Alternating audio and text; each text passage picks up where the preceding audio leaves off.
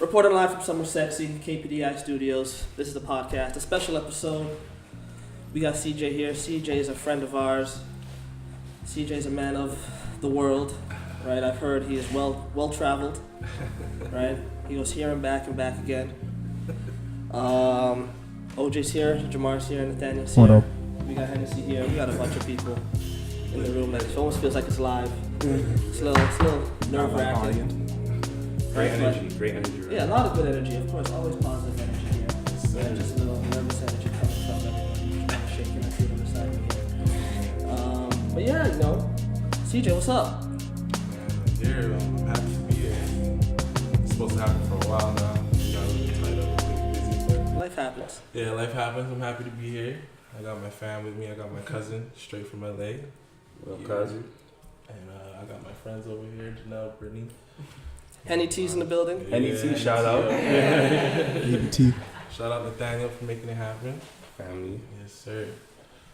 So, we heard, Nathaniel has let us know that you were in LA when Nipsey Hussle passed. Yes. Yes. I What was that like? That was like, it was obviously different because of what had happened, but like, I like to treat LA like a second home when I go there. So when I went out there, I was like super pumped, super amped, like, okay, we're gonna do this, we're gonna go to the club, we're gonna just get lit. I think I was like the third day in when it had happened, and like I think the day before I had like this feeling like something was like off, like not off like something's gonna happen, but like there's like a weird feeling in the Something's air. in the wind. Yeah, something's in the wind, and when it happened, I forgot where we were coming back from, but I had to see hit. Yeah, when it had happened, we were coming back from somewhere, and it came in on our phones like super quick. Like videos were coming super fast. Like I don't even think it was like even in Toronto yet. I think maybe because it was in LA. Like I guess they get things first. Yeah, you know what I mean. So it came in like, people were like, the news. Yeah, the news was like saying one thing, and then people were saying the next thing, and it was like just a back and forth. And you're seeing the videos of him on the ground, like turning him over. It looked like the paramedics were trying to check if there was like exit rooms type of thing. And then so like when I seen that, I thought he was dead, but like the news is obviously saying like unannounced, we don't know yet. This person got shot, this person, but they're not talking about him. So it was like super nerve wracking. So at first you didn't know who it was. You just thought someone was. No, we knew it was Nipsey because you're seeing the videos of him on the ground and him turning him over, but you didn't know if he was actually dead or not because nobody was announcing it, right? But yeah, it was just the vibe. I think it just like super changed after that. Like after that, you could ask him like, I was like, this trip is over. And I felt like I still just got there, but I was like, this is over. And it's like for the people there, like people actually from LA, like it hit everybody, but the people there, I feel like it's so like tight knit to the point where it's like everybody kind of knows everybody. That's what I've learned from him. Like, like growing up in LA, like even if you're not like friends, everybody like, just like you grow up in cities around here. Yeah, like everybody kind of knows everybody generally type of thing. It was like, it really hit hard over there, and it was just, the atmosphere was crazy. I even remember going to Roscoe's that night, and like, there was just a lot of uncertainty. Like it was almost scary. Like it was like, you don't know, so like someone's gonna come at Roscoe's because everybody was mad and just air out Roscoe's or something like that. You know what I'm saying? So it was different. Damn. Where was I? We were all together actually. All together. Yeah. Y'all at King Tabs? We were all at King Tabs when we found out. Terrell. And the team was there. Nathaniel made a really good steak that day. Yeah, he made some killer salad. Let me tell you, my cousin the other day. That man could cook. For a man who doesn't eat meat. Talk about it. I haven't had meat in 2.5 years, bro. No way. Yeah, man. Well, y'all could be best friends. He tries to get me to go vegan. I'm like, man, I don't know. That oxtail be hating. Yeah. See, that's the one. I can't give up the oxtail. That's like my favorite dish in the world. You know what I'm saying? I can't give it up. That was once upon a time my favorite too. Yeah. I remember. Yeah, you were talking about it. Yeah. Did you get to go to any murals, anything like that? Yeah, I did. The next day we went to the Marathon store. I actually went there. Where we were? Friday. Went there Friday, but after it all happened, I went there. We went there the next day. We didn't want to go the same day because we weren't sure, what's going on, what the vibe was like. But even that same day, like it was packed. The streets were flooded. Like he could tell you, like people were out there drinking. Like the cops were surrounding it. People were out there drinking, smoking, doing whatever. And, like cops weren't even saying nothing. Like it was. Was it like Well, I got so many questions. Go ahead. 'Cause you were there. Yeah. Like after everything happened, and like obviously they brought the body to the hospital, and all the people came. Was it like what was the energy like? Was it like, you know, there were some people riled up, ready to, you know, like y'all killed, y'all got Nipsey. Like who was this? Like we're gonna retaliate, and was it just like somber, like a bunch of people just going there to know? Like, I think it was a mix of both energies. I think it was people like, yo, who did this? Da-da-da-da. I don't even think it really took them that long to even figure out who it was. And then it was like people that were just sad. So like, and you could tell both vibes, like even back at the Marathon store when everybody was there. Mm-hmm. Like, I think maybe just up to the other day, I think maybe they closed it down and people are not really, like people go there obviously to the store, but like people aren't made like, 10 million since he passed. Yeah, exactly. So yeah, it was like both vibes, man. For me, it was just sad because like I feel like a lot of people could speak for that and say like, even if you don't know him, like it felt like he was your friend that died. You know what I'm saying? Because just of the impact that he has on the community, like him as a man, like it definitely That's another hit thing home. too, like his impact, like obviously like, you're not from there obviously, but like going there, being around everything that he's touched, being around people who've been in LA, like your cousin here, you could like what does his impact feel like to you, just being someone who goes to LA frequently and being around people from LA? It's like LA is a second home to you, like you said. Yeah. For me, it's really just like I said, him as a man, him as a businessman, like just being a man of honor, like being a man of like not just being about it, doing it, not just talking about it, doing it. He's like really big on that, and like just giving back and just like really showing people that you don't have to sell yourself short or sell yourself to a higher power to make it. All you gotta do is like stay your course. Like, you know, I tell my friends all the time, just, you know, keep working, keep at what you're doing, and just trust your own process. And like he really proved that like if you really do that, like things will happen for you. You trust in God, things will happen for you. Great things will happen for you. Hallelujah. You know what I'm saying? Jamal, you got anything? You kind of stole my question, but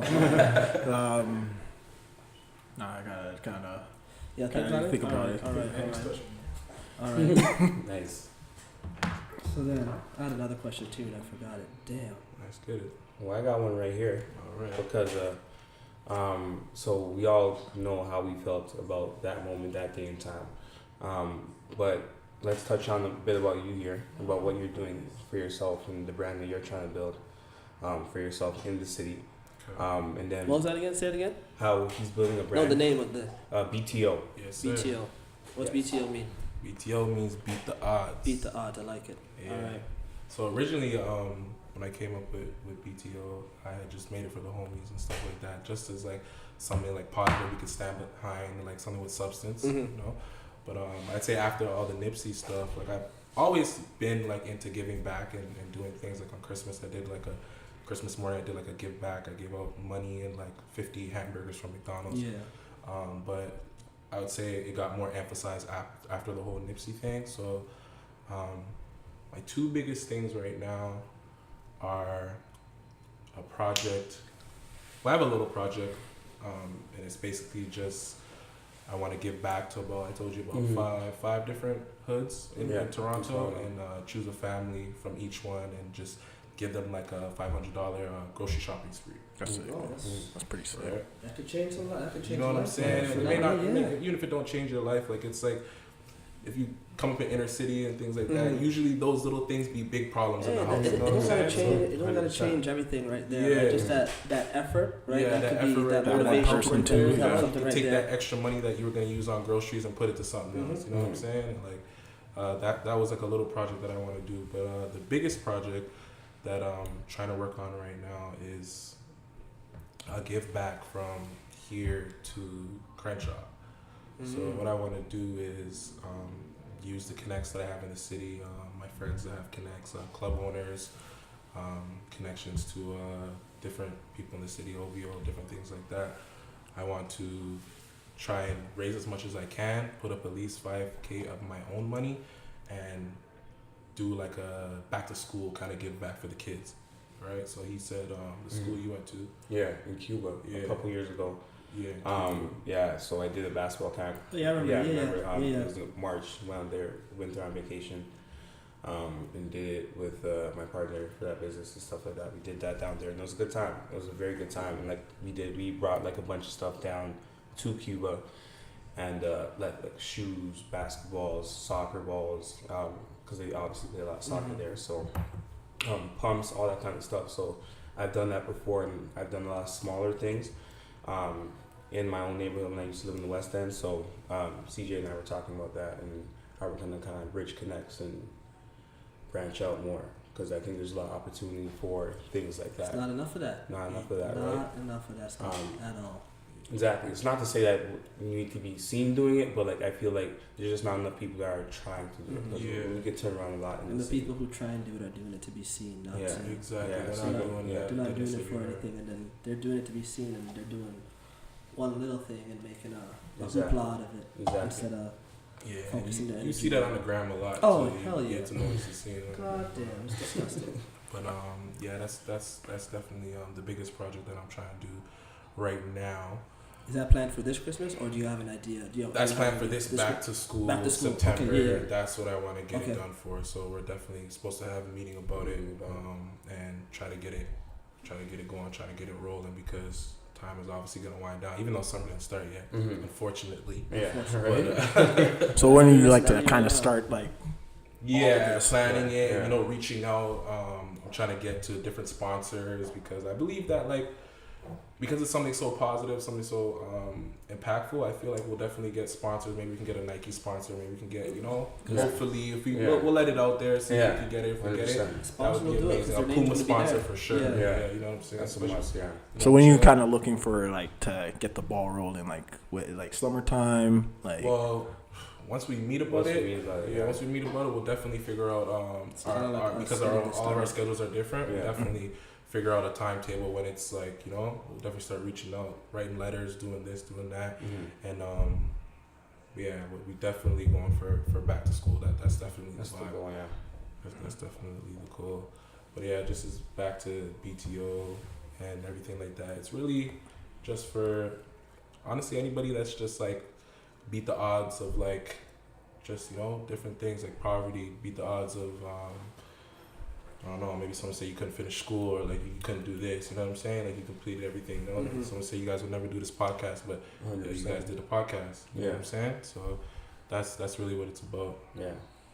Man, I don't know if it's the Hennessy or you, but my heart's warm. It's probably a bit of both. My chest's a little warm. This is kind of a random question, but I've kind of asked these a lot of these because I'm working with some people, and one of these questions I've been asked is, what's your favorite thing about being black? Before you say that, I've asked a lot of people this, and they've kind of had to pause for a minute. It's really why do I like being black? What is it to be proud of? It takes them a while, but I'm gonna ask you, what's your favorite thing? What's my favorite thing about being black? Honestly, it came to me as soon as you said it. I think my favorite thing about being black is being underestimated. Mm-hmm. Oh boy, yep, that's not the Hennessy. That's my heart, man. Right? Any tea, you feel that? That's all that's exactly what it is, though. You know what I mean? It's it is true. It's that. When you're underestimated, it makes things more exciting. I honestly, personally enjoy it. You know what I mean? Because I love it. I love it, right? You get down on the court, so it's listen, I'm little. It's that win is so much more than a win right there. Oh, 100%. You know what I'm saying? So I would definitely say being underestimated. That's the first I heard that. Yeah, being underestimated. Yeah. It came to me right away. So wow. What about you, Nathaniel? Is it the same thing or? It's similar. I like that. Give me a different answer. I gotta give you a different one. We're all giving a different answer. My favorite thing. Well, I guess it's the same, very much similar to his, because I'm very resilient in anything I do. Yeah, you're stubborn. Right? You know what I mean? So it's you know what I mean? It's even me moving up at work, I'm very resilient just in that whole process. I've done it in a short period of time, and like things are going very well, and it's like with anything I do, the second someone shows, whether it's a non-believer or whatever the case may be, or doubt, I get excited. I get giddy. I'm like, oh yeah, they're like, they don't know. It's like, and that's the thing about being black. Why I enjoy it, because everyone is just subconsciously down, no matter what. Yeah, doesn't matter. You know what I mean? So it's like they speak to you at first, and they talk down to you like you're not gonna understand, like whether it's corporate language or whatever the case may be.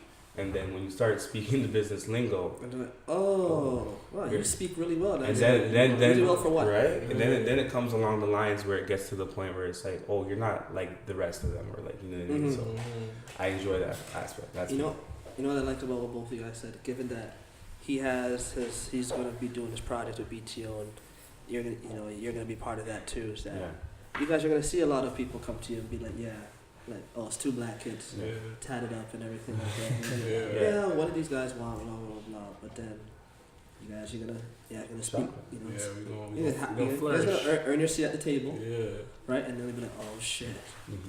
Let's fork it up to these guys. 100%. Right, so that's what I like about what both you guys said, because it does relate back to what he's been saying and what you've been preaching for as long as I've known you. Yeah. Right? But like, even like, let's speak to the name of our podcast. Product of Determination. Right? That kind of speaks for itself. It's very true. Yeah. What about you, Jamal? What's your favorite thing about being black? I haven't really... No, well, had to. But I was thinking about this actually today, but when we're all like together, like when you bring a bunch of black people together, we just know how to have fun. Like we can dance, we can laugh, we run around like crazy. Like it's just when we're all together, it is like the coolest thing in the world. We make the craziest shit. We can cook. We can do all this great stuff when we're all unified, and that's why, like I think it was J. Edgar Hoover. He was like, one of the things that he feared, or like one of the biggest fears, is black unity, and that is like the one thing that like we need more. Yes, but like when we are together, and it's not like anything negative or anything like that is a distraction. It is the greatest thing that we could ever have, is us unified. Amen. Because it's always fun. It's always positive. Always a good time. Yeah. It is always a good time. And nobody can kind of understand that. It's like a joke that we all say. Even it's like, we always all say, like, oh, so like Kyle Corman's invited to the cookout. So it's like every day's a cookout. Every day's a cookout. We're having a small cookout right here at the podcast, right? So, we're gonna have a podcast barbecue one day. There we go. That's what I'm talking about. I won't be doing much talking about it. We got chefs in Jordan. We got chefs. Henny T's and a grill master too. He has a kit. Oh yeah, Henny T has a kit. Henny T got the kit. Yeah. He has the kit and the slippers. And the slippers, okay. Then you can slide through with the Henny, eh? You got to sprinkle the Henny on the chicken. Add that little fire on the grill. Right? It's all funny, but he's really bound. I know he is. I see him getting over there and not saying anything, but I'm like, I know he's with it fully. He's laughing. Oh.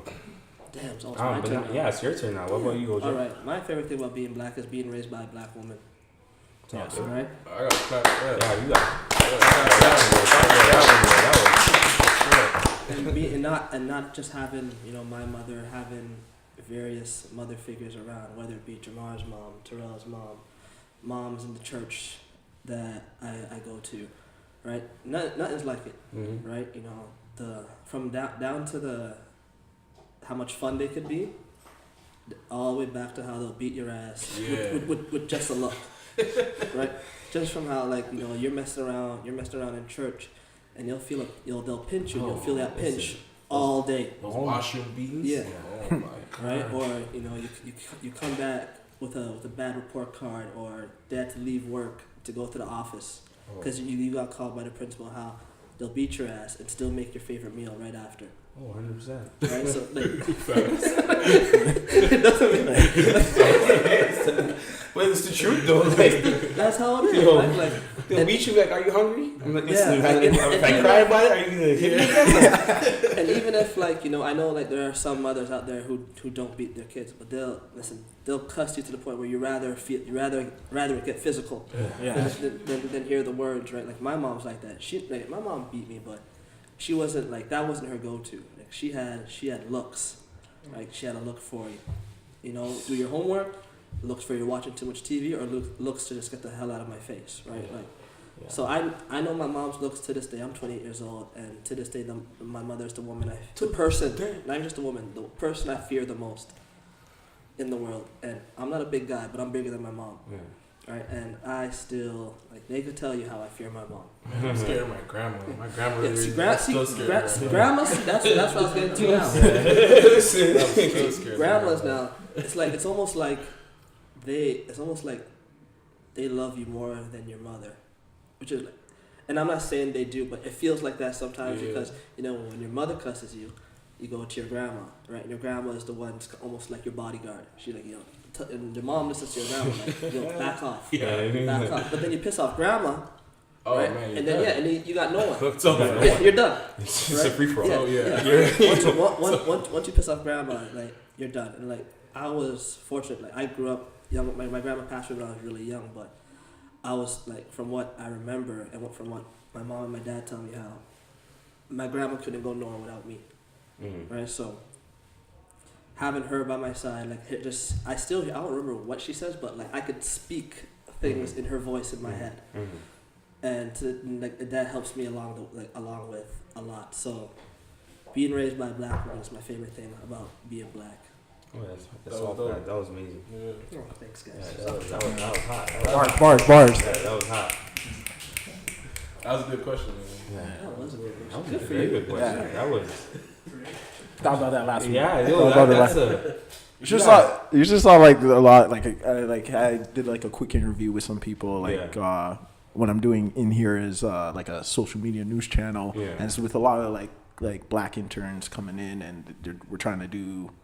It's like the podcast in some ways, but in a news outlet blog form. Yeah. And so I was asking all of these guys questions. And I forgot to say, like, the thing is called Black Matter.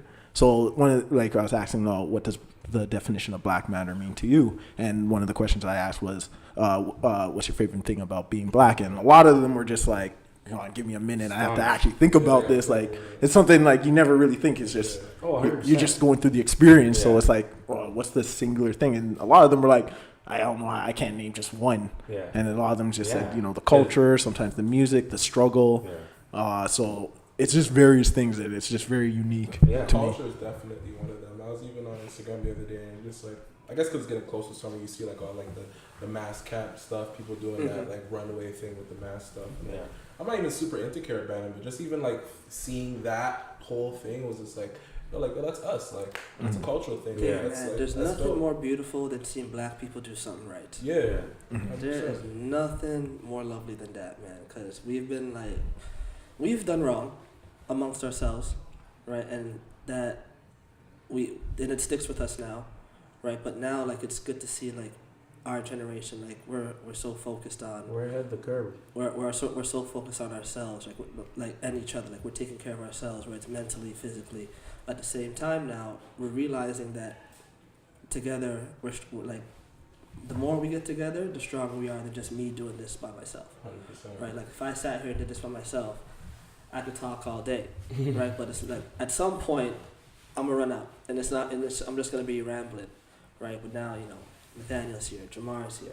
We're bringing folks like CeeJay. We're bringing whoever we plan to bring in the future. This is only episode 2.5. Can I call it that? Yeah, episode 2.5. 3. Yeah, okay. It's a bonus. It's the energy. Yeah, man. Like, we're fine. Like, it's like we're finally getting it, and it's crazy because now it's like, okay, if we got it, what are our kids gonna do? Oh, 100%. Right. Mm-hmm. So if we got it, we pass on to them, and they do it. What are their kids gonna do? And eventually, there's gonna be a time where I hope I'm here to see it. Yeah, 100%. Right? But I hope I'm here to see it where now we have our own little Jamaica, little Trinidad, little sections in the city. Yeah, little sections in the city that really just caters to that. Caters to us, and the stigmatism of violence, and where black people can't get together without something violent happening is completely washed away. Right, so that's what I'm excited. That's another thing too, that I love about being black is that, like I said, when we're together, nothing could beat us. Nothing. Yeah, I think this is like a perfect time to kind of do the flip, say like, all right, we've gone through like a lot of struggles, but we need to kind of now do it ourselves and figure it out because like I've said before, like nobody's gonna do it for us. Everybody for some reason hates on us. So we gotta kind of unify and build upon it so that the future generations can see that and say, okay, I could do that. I don't have to do what like everybody had to do in the past. I could do everything with all these resources that I have and kind of make something for myself. What's crazy about it is that the fact that so much negativity is happening lately, like towards us, where it's like the president. Like we're not gonna get into him, but you know who the president is. Yeah. All the shootings that have been happening over the couple of years, right? Like amongst all that, like we're still finding ways to get around that, and it almost feels like, I'm not gonna say it was like all that negativity was needed, but like it happened, and look at the result. Yeah. Look at the result that's coming out of it now. Like obviously, I'm not gonna say young black kids need to be shot for us to happen, but like the response to it, right, is like, look at us now. That even goes back to the whole Nipsey thing. Like even though like damn, we definitely don't want Nipsey to die, but look at the response. Look at the response now, right? And it sucks that it had to come to that, right? So hopefully now, like we've all learned the lesson. We've seen the black kids get shot by the police. We've seen what the president said. We've seen Nipsey die. So hopefully it doesn't take another person, right, to be sacrificed or to be a martyr. Yeah. So, but did you not hear about that thing the other day where that pregnant lady? No. And I believe it was Indiana, and the cop was legit manhandling her, and she's like, I'm pregnant, and this guy's still manhandling her. Then he takes like 1 or 2 steps back and then just fires like 5 or 6 rounds into her. 5 rounds into her? Yeah. It was on social media like a couple of days ago, and I did. Wait, down here or in America? No, that's not how we would. Oh yeah, trust me. But you see what I'm saying? It's like, for me, it's yes, they are mistreating a lot of black people in the States, male or female, but I don't like the way they're handling the females. No. Like there's legit another video I watched today where a teenager is getting like chokehold in a chokehold by a cop and like pinned to the ground. I'm like young ones getting because that happened with the girl a couple years ago that was in the bathing suit on her, I believe, on her yacht. Yeah. She didn't have the pool party on her. Yeah. And the cop like flipped, because if that was me, hands are flying. Remember, like I said before, if I send my daughter to school with 2 eyes, she comes back with 1. Oh man! Right? Someone. I don't even have a daughter yet. And I'm like, yeah, you know what I mean? It's like, right, like it's like something's going down. 100%. I don't know what, but something's gonna go down. Damn, this is good. Yeah, it's like it's a lot though, but like these people are just like, it was ridiculous. I actually have a video here, but I saw a video yesterday. I should have sent it to you guys when I saw it. It was this dude in Atlanta. He's on his property. He's just him and his wife playing with his dog, and a cop car rolls up, and they don't flash anything. They say, "Hey, come with us. There's a warrant for you in Louisiana." Oh yes, I saw that one too. I watched that. Right? Yeah. And he stood there and he defended himself. He's like, "You're wrong. What? You just think all black people look the same?" Yeah. But that's a thing that happens even in the workplace all the time, and it's alarming. I get called Omar. No, but the thing is, I just don't. But I genuinely don't understand, because it's like you could tell people apart, like, you know what I mean, like significantly. Yes. Whether it's white, it doesn't matter their ethnicity. So what makes it about a skin color? People confuse me and him, me and Nathaniel, when we both had dreads. That's it's also because you guys dress the same. Yeah. I know. Yeah. Height difference alone. Like, even though, we did wear the same shoes. There's a time where you guys rolled in and I'm like, yo, I swear you guys got the same track pants, the same shirt. You had the dreads at the time. Yeah, we had the dreads at the time. Yeah, that was a time. We were our own team. 2K4s were still hot. Still quick off-topic question. Well, it's not really off-topic, but like, where do you guys know each other from? Like, what's the the connection? So you guys start first. It's basketball, basically. Yeah, basketball. Yeah, men's league. We played in the men's league together. Yeah, I met him back in like grade 4.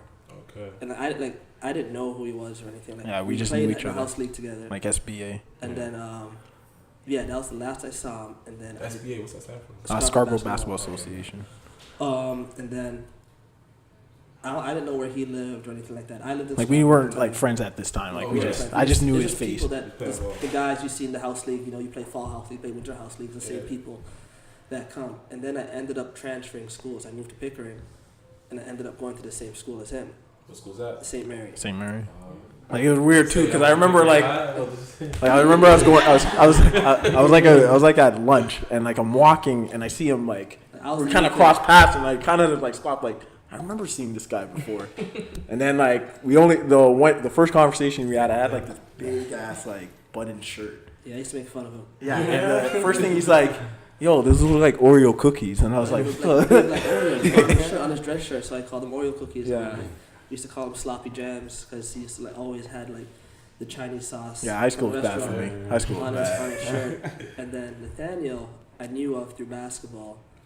Like at the time, this when they were ranking all these players, and I was ranked and he was ranked, and then I didn't know. Like I was like, okay, cool, that's Nathaniel Elliott, cool, whatever. Shout out Hooptown GTA. Yeah, shout out Hooptown. Right? I didn't get down who he was, and then I started working at Best Buy, and then we have a mutual friend who wanted to put together a team of just some of the guys from Best Buy. Shouts to Stern. Shout out. I know you're listening. Stern and the GM, Jerome. And Shout out the GM. The whole Flourishers. Yeah. Dream team. So then we made the team, but we didn't have enough guys. So Tristan was like, yeah, I'm going to call some people up. And Nathaniel was one of the guys that he called up. So then from there, we started playing, and then the team, we lost the finals one year. We lost the finals the other year. We lost the finals 4 straight years in the finals. We get there, and then it just everything crumbles. I don't even know. I like the Buffalo Bills. Like there was one finals. But like no, so one of the finals was it the first one or second one? The first one, my aunt passed away that day. Yeah, that day. Right. You couldn't be there. Yeah, so I wasn't gonna go. You played? I wasn't gonna go, and then I decided last minute I was like, yo, Nathaniel, I'm coming. Yeah. Right, so I came and scooped him, and we went. We lost at the buzzer. Yeah. We lost at the buzzer. Yeah, that was shot to shot. And then there's another game where it wasn't Norman. I think it was Norman. There's one game where Norman he just off. Yeah. Like, he just started. Norman never misses. All right, and there's another game where Terrell was late. Oh, I remember. I was attending. I just watched the game. Yeah, like that. There's another game where remember because Stern went to Columbia, Jamil went to go back to school. Yes, that was a lot. So it was just me, you, Norman, Curtis, and Money. Yeah, we had to fight that game. And then we were getting spanked. And then I'm gonna say this. I hate it because Terrell's gonna laugh. And he's gonna be happy. He came and then we started coming back. Yeah, see, just watching it. Like I think it's a coincidence. Right? I'm not saying one resulted in the other. I think we're on our way up. Was it? No, I was gonna say, was it that one that almost got kicked out of the league, or was it? No, that was a regular game. That was a regular game. There was one time I remember when I first met you. He did a layup, and he literally went like this. He's just like, what? Yo, like someone pissed him off, and he's just like, yeah. When I get mad, so those times, like whenever I would get mad, if I hit a tray ball in the corner or a fast break tray ball, someone's getting the finger. I don't care who it is. Like if there's one game, I don't think, was it? Remember the time we almost fought the guy? Yeah, there was that one time where we high-fived right in front of him, and he got so mad. He was mad at me because and he jumped up. I'm like, so what? He was one of their better players, and I like if you play ball with me, I do a lot more talking than playing. You get in their heads. You like. Oh, he gets. Bev's the guy though. Bev's the guy. I don't stop talking. He just got so frustrated, and he wanted to fight the whole squad. I drove to the hoop. He gave me a hard foul and won. I'm at the free throw line. He's there. He's coming up to me now, and he's trying to like chest bump me out the way. And Nathaniel's coming behind after me. the play. Yeah, after the play. So I'm at the free throw line. I'm waiting, right? Like we're all getting ready to get set up. Nathaniel's behind him. So me and the guy looking face to face. Like me and Nathaniel are right now, and Nathaniel's coming behind him. And I reach over him and high five. I'm like, what is it? And he looks at me, and we both look at it like, we're like, what? And he tried to push past both of us. Yeah, he tried to get big man. Like, outside over here. Yeah, I'm like, he tried to push, he really brought up his chest and tried to push past both of us, and we're just like, I'm not having it. What? Yeah. And the ref had to be separated, and then we got the bad boys in Mega City. Right? Yeah. We had to switch leagues. We had to go to a different day. Instead of playing Wednesdays, we played Thursdays. Yeah. Because It got bad. He had to cut the dreads. I had to cut the dreads. Only one of us. Yo, dreads ain't working. Not working, man. I'm like, everyone's assuming I'm ready to fight. Yeah, it made him angry. But there was one time, right? Opposite. Right? Just ready to bang on all the time. So there was one time where I can't remember. I got a ball on a fast break. I'm coming down the left hand side. We were playing like an all Indian team, I believe. And there was a left-handed kid who's really good, sick. So I'm coming down the fast break, left hand side. Some guy jumps with me. I'm like, this guy's not gonna go with me. So I'm just jumping, punching. One of us are making this trip. But I jumped, and I'm like, this guy's really jumping. And then he came hard at me. I'm like, bro, I'm swinging on him. So I go to dunk. It hits back iron, flies back to half court, and I end up hitting him in his nose. His nose starts bleeding. I'm like, yo, my bad. Didn't mean it. Just don't jump me. I'm smoke now. Yo, right? But then, Raptors are winning, by the way. Shout out. 40-28. There you go. 40-28. You should put the camera. That's right. He's not from here. It's all right. You're forgiven, cuz. You're forgiven. You don't understand how diehard we are for the Raptors. Especially right now with this momentum. We've gone through the struggle. Oh yeah. So long story short. 40? Sorry. Yeah, that's crazy. Yeah. Man. Right. Long story short, we got to the end of the game now. And homeboy is mad at me now. We won by like 20. We won a lot of games. Except for the ones that. Yeah, it was kind of boring sometimes. I was like, y'all are gonna win. But he got big mad at me and tried to approach me after the game. I'm like, buddy, the game's over. Yeah. After the game, we don't talk about what you did in the second quarter, right? Yeah, that's what I'm saying. But it was legit the second quarter. It was. I missed the dunk. I was mad more so about that. I didn't expect you to jump with me. I'm sorry. Tell them all the time. It's just men's league. We all paid to play. We paid to play. I just don't know why you guys rub people the wrong way. You know what? I know why. I kind of know why. You just keep going. I know, but someone always says something, and then I get going. And when I get going, and then I start scoring, I'm just like, yo, all right. I'm in your head, picking you up full court all the time. You're a nice guy. You wait. It's just funny to me. I know. Yeah, you. But for me, it was tipped. Yeah. It was always once he gets going though, because then we start running. Because then it's fast break central. Me and him, we just outrun everyone. And then from running, and I have the ball. Quick bounce passes to Jamar in the corner for a tray ball. You know what I mean? Henny T. Curtis fast break. Oh, Henny T. Yeah, shout out Henny T on the fast break. He's there with the Figaro. We're gonna get him one time. Hearts the rim with the Figaro. He's looking like I'm there. Got that jab stuff. Yeah, all the way with it. But yeah, who's the best out of all three of you guys? I am. Yeah. That's what I'm okay. We're all gonna say that. Well, you have to pick on how you said. Yeah, I completely ignored that. That went right over my head. I hate you guys. Is he 91 too? No.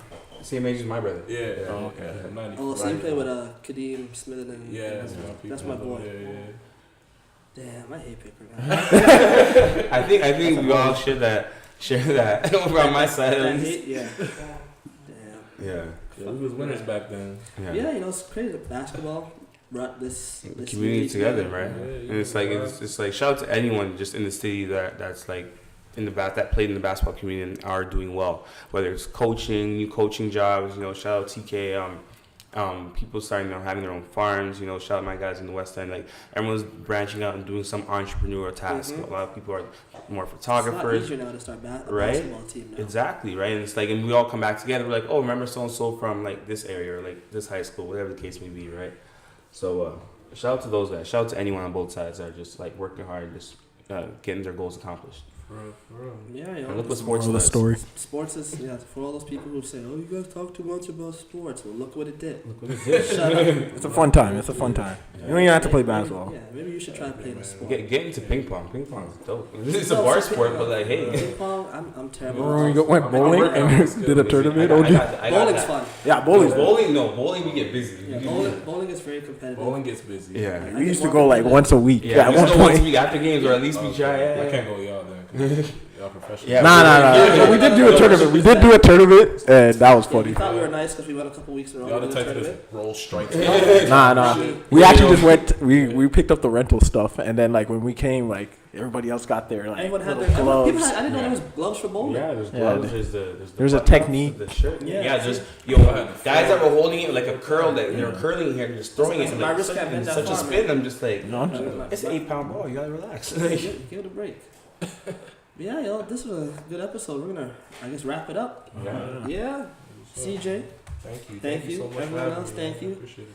Right, this is the first time we had people really It's our first time. It's our first time. Yeah, it's our first. Yeah. Right. Usually it's one person in here, but damn, episode 2.5. Yes, I mean, that's what it is now. That's what we're gonna call it. That's what it's going to be. 2.5. The marathon continues.